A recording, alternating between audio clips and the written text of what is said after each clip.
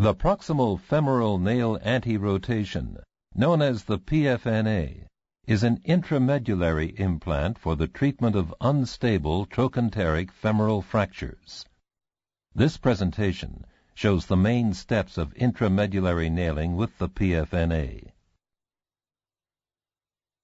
There are 4 sizes of Pfna available: a long version, a standard version, a small version, and a very small one. Here, the small Pfna will be used. The Pfna is a cannulated nail.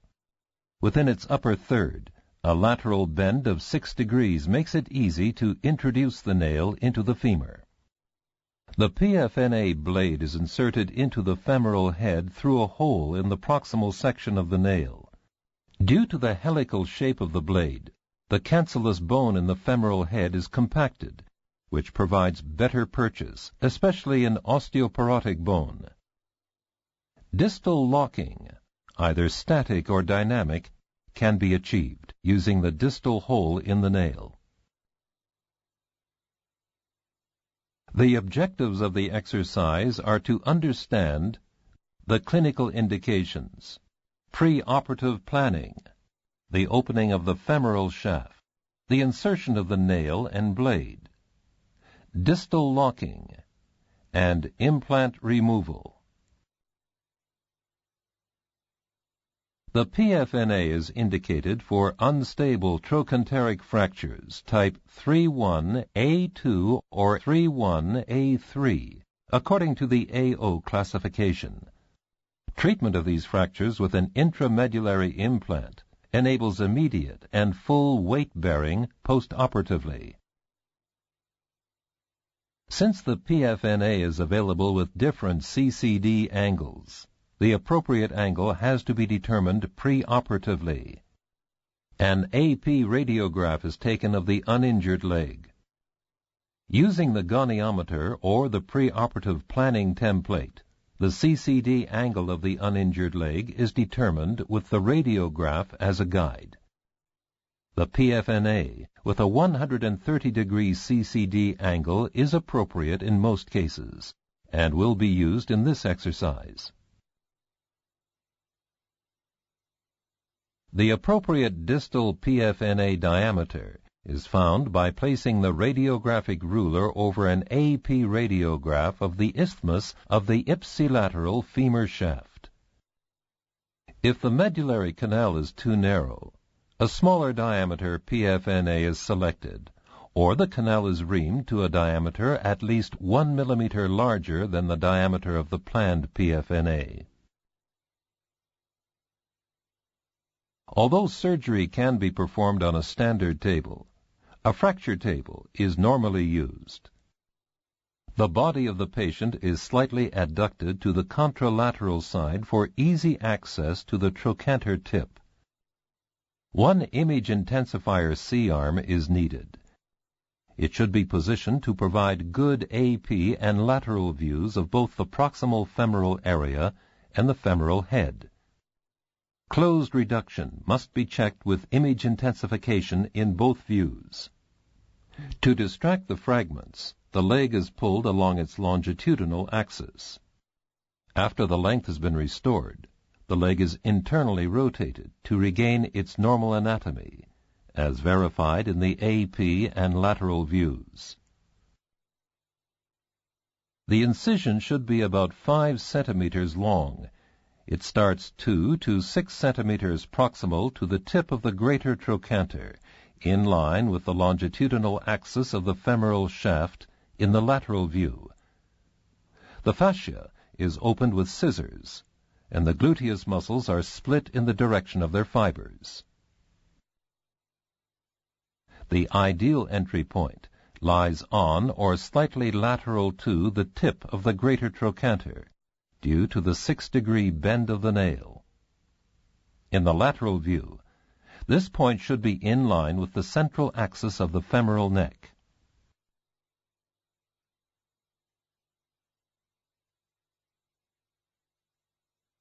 The entry hole for the Pfna should be created manually, so the following instruments are used: the universal chuck with T-handle, the 3.2 millimeter guide wire, the 17.0 3.2 millimeter drill sleeve, the 20.0 17.0 millimeter protection sleeve, and the 17 millimeter cannulated drill bit with stop, which will prevent overdrilling. The 3.2 millimeter guide wire, mounted in the universal chuck with T-handle, is inserted into the tip of the greater trochanter, or slightly lateral to it, at an angle of 6 degrees to the longitudinal axis of the femoral shaft in the AP view. The guide wire is inserted into the medullary cavity to a depth of at least 15 centimeters. In the lateral view, the position of the guide wire has to be straight and in the center of the medullary cavity. Any other position would place the Pfna either too ventrally or too dorsally, which would hamper the smooth introduction of the nail and impede the blade from being correctly positioned in the femoral neck. In younger patients with strong bone, it might be necessary to use the compact air drive. First, the protection sleeve and drill sleeve are slid over the guide wire. Then the drill sleeve is removed. The cannulated 17 millimeter drill bit is guided through the protection sleeve over the guide wire. The bone is gently drilled as far as the stop on the drill bit, either manually, using the universal chuck with T-handle, or with a power tool. To prevent the displacement of the fracture fragments, lateral movements or excessive compression forces should be avoided. The protection sleeve and the guide wire are removed. First, the nail is mounted onto the insertion handle. To do this, the connecting screw is guided through the insertion handle and the nail is secured using the hexagonal wrench with T-handle. The connection between the nail and the insertion handle must be tight to avoid deviations when inserting the Pfna blade through the insertion handle. The nail is carefully introduced manually into the femoral opening, either with or without the guide wire. Gentle manipulation helps to insert the nail. The image intensifier is used to check the insertion of the Pfna. If necessary, light blows with the hammer on the protection shield of the insertion handle may be used. To help determine the correct nail position, a K-wire has been placed anteriorly outside the femoral neck to indicate the position of the guide wire for the helical blade. The correct position of the nail is reached as soon as the K-wire projects into the center of the hole for the helical blade in the upper part of the nail. The aiming arm is attached to the insertion handle. Color codes on the aiming arm correspond to the appropriate insertion instruments. Here, the yellow color-coded instruments are used. They are the buttress nut, the 16.0 11.0 millimeter protection sleeve, the 11.0 3.2 millimeter drill sleeve, and the 3.2 millimeter trocar. The buttress nut is threaded onto the protection sleeve. The lateral side marking must face the head of the sleeve. The buttress nut is inserted as far as the black marking. The drill sleeve and the trocar are inserted through the protection sleeve. The entire sleeve assembly is advanced through the hole in the aiming arm marked 130 degrees until it clicks into the aiming arm. Otherwise, there's no guarantee of the exact position of the Pfna blade. The protection sleeve is advanced to the lateral cortex by turning the buttress nut clockwise. The buttress nut should not be tightened too firmly. Otherwise, the precision of the insertion handle and sleeve assembly would be impaired. The drill sleeve is turned to allow the protection sleeve to pass through. During the entire Pfna blade implantation, the sleeve assembly must be in contact with the bone. This contact should be checked under image intensification to ensure that the sleeve is touching the lateral cortex. The trocar is removed. A new 3.2 mm guide wire is introduced through the drill sleeve into the bone. Both the direction and position of the guide wire are verified with the image intensifier in the AP and lateral views. In the AP view, the guide wire should be seen in the lower half of the femoral neck. In the lateral view, the wire should be in the center of the femoral neck. The guide wire is inserted subchondraly into the femoral head to a point at least 5 mm from the joint. The length for the guide wire is measured using the measuring device. The tip of the blade should be in the subchondral bone 10 to 15 mm from the joint. Therefore, approximately 10 mm are subtracted from the measured length to give the length needed for the blade. The instruments used for the insertion of the Pfna blade are the fixation sleeve, the 11 mm cannulated drill bit, and the 11 mm cannulated reamer. The drill sleeve is carefully removed without changing the position of the guide wire. The lateral cortex always has to be opened separately using the 11 mm cannulated drill bit. The drill bit is pushed over the guide wire. Drilling is continued to the stop. Then the drill is carefully removed. The chosen length of the blade is set on the 11 mm cannulated reamer. The cannulated reamer is now slid over the guide wire and reaming is begun. The fixation sleeve prevents reaming any farther. In elderly patients, it may not be necessary to use the cannulated reamer to prepare the blade insertion because of inferior bone quality. The hexagonal tip of the inserter is introduced into the appropriate slot. The Pfna blade is supplied locked. To unlock the blade and fix the inserter to the blade, the inserter is turned anti-clockwise until it stops.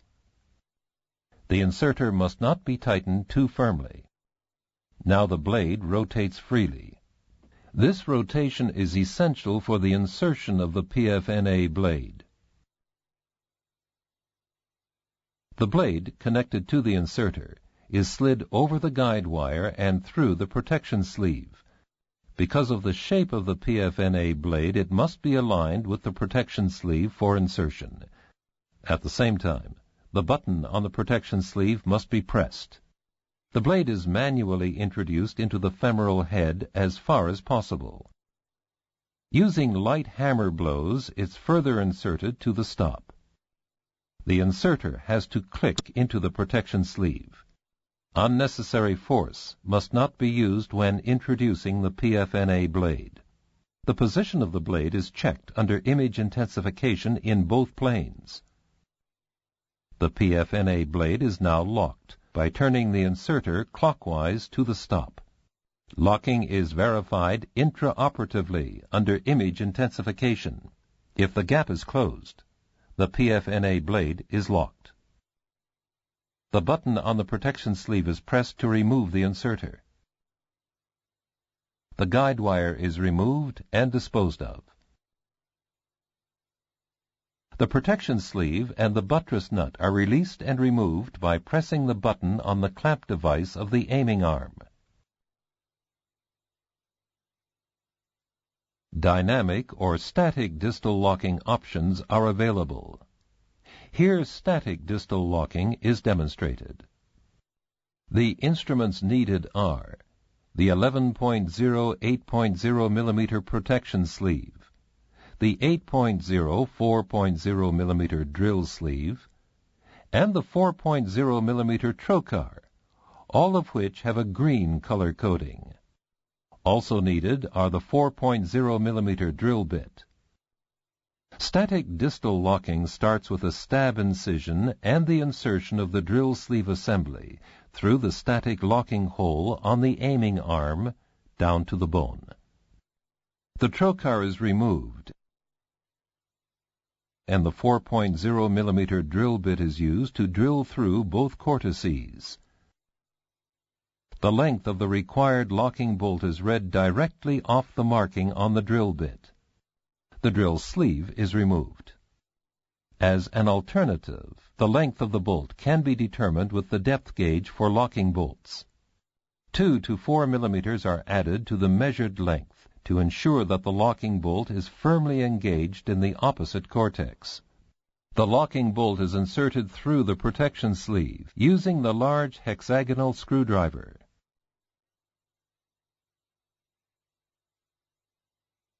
The protection sleeve and the aiming arm are removed. The hexagonal wrench is used to loosen the connecting screw, and the insertion handle is removed. The use of an end cap is optional. The final position of the implant is checked in both planes. To remove the blade, the locking bolt, and the nail, the following instruments are needed: the extraction screw for the Pfna blade, the slotted hammer, the guide rod for the Pfna, the pin wrench, and the large hexagonal screwdriver. After an incision through the existing scars, the Pfna blade is located either by palpation or with image intensification. The extraction screw is inserted, and gentle pressure is applied to turn it anti-clockwise into the Pfna blade to release the locking mechanism. Light hammer blows with the slotted hammer help to remove the Pfna blade. If the Pfna end cap has been used, it's now removed. To prevent the Pfna from rotating in the bone, the locking bolt is removed only after the guide rod is attached to the Pfna and tightened with the pin wrench. The distal locking bolt is removed using the large hexagonal screwdriver. The holding sleeve may also be used to help with the removal.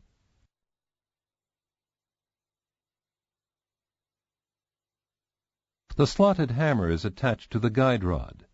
The Pfna is extracted using gentle hammer blows.